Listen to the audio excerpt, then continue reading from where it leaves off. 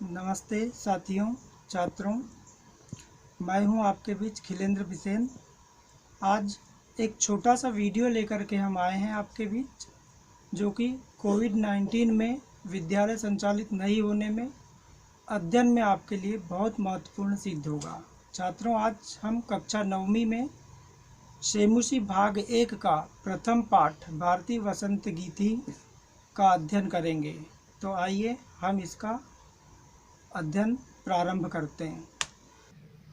तो छात्रों, हमारा आज का प्रथम पाठ है भारतीय वसंत गीति, अर्थात माँ सरस्वती का वसंत गान, या सरस्वती का वसंत गान भी कह सकते हैं या वसंत गीत भी कह सकते हैं।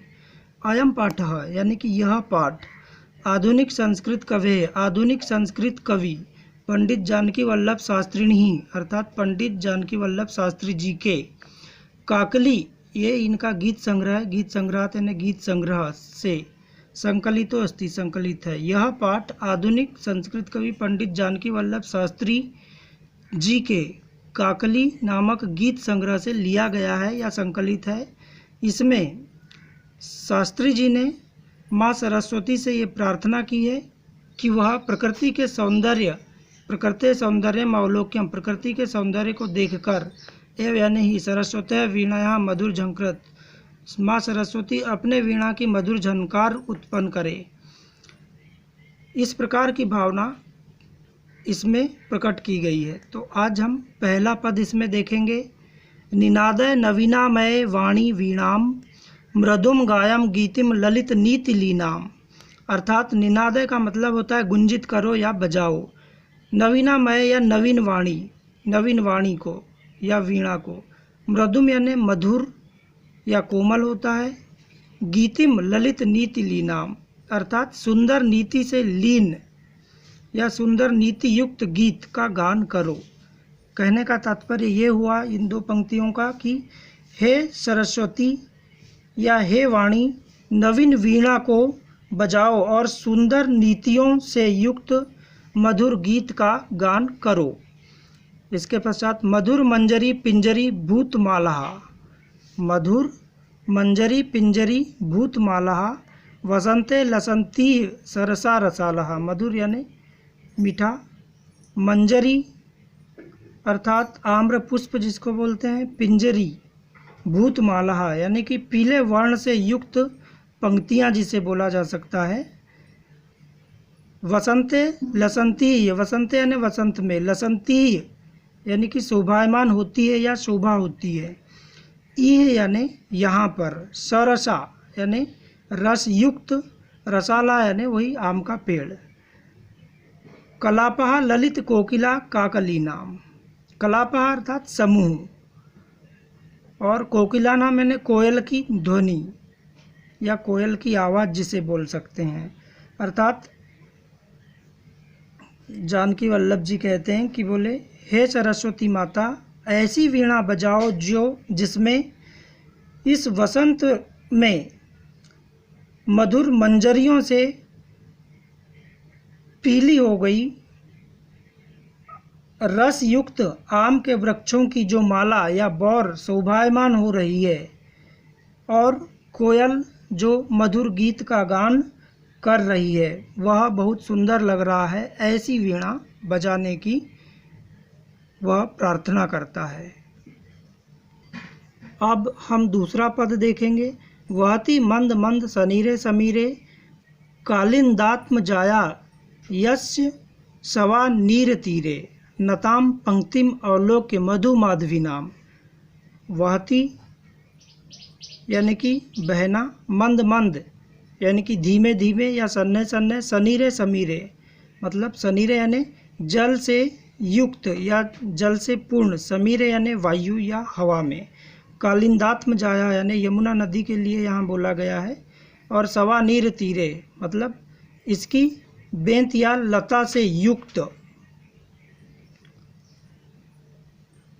नताम पंक्तिम अवलोक्यम, नताम यानी झुकी हुई, पंक्ति यानी कतारों को, अवलोक यानी देखकर, मधु माधवी नाम मतलब मधुर मालती लताओं से युक्त अर्थात कहने का तात्पर्य ये हुआ कि यमुना नदी के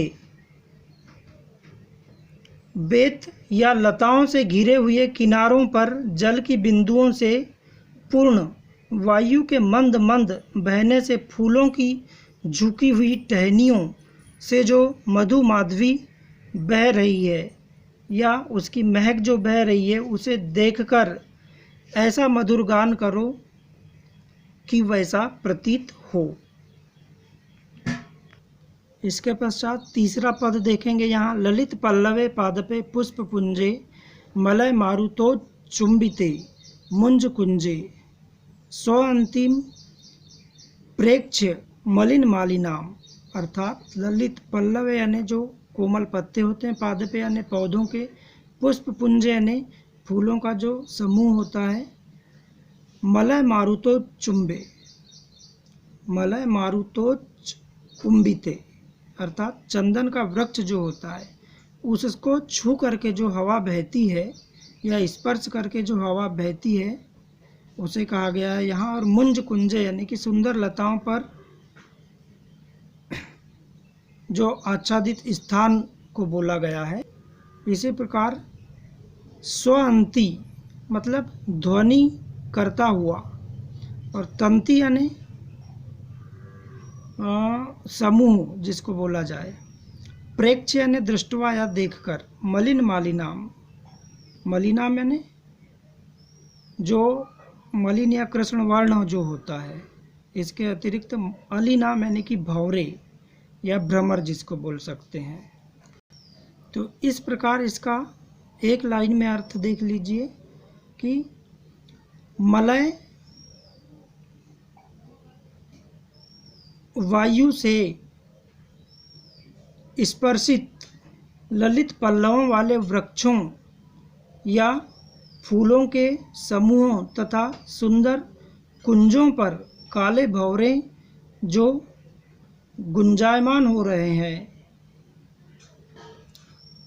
इन्हें देखती हुई या इस प्रकार से इन पंक्तियों को देखते हुए ऐसी कतारों को देखकर वीणा का गान करो या वीणा बजाओ।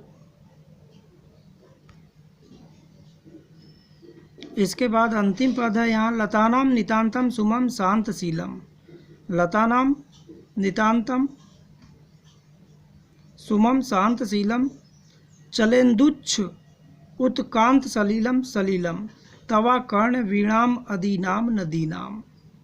सुमम यानी कुसुम, नितांत यानी हमेशा, शांतशीलम यानी शांति से युक्त, उच्छलित यानी उच्छलित होता हुआ, कांत सलीलम यानी सुंदर स्वच्छ, सलीलम यानी जल, तवा कर्ण, अकर्ण यानी सुन करके या श्रुत्वा जिसको बोल सकते हैं, वीणा नाम अदी नाम नदी नाम, निनादय नवीनामय वाणी वीणाम यानी हे सरस्वती माता, इस बसंत ऋतु में आप ऐसी वीणा बजाओ या आपकी जो ओजस्वी वीणा को सुनकर लताओं के नितांत शांत पुष्प जो है वो भी हिल उठे, और नदियों का जो मनोहर जल है वह क्रीड़ा करता हुआ, सलील मैंने जल, क्रीड़ा करता हुआ उछल पड़े, ऐसी वीणा का गान करो।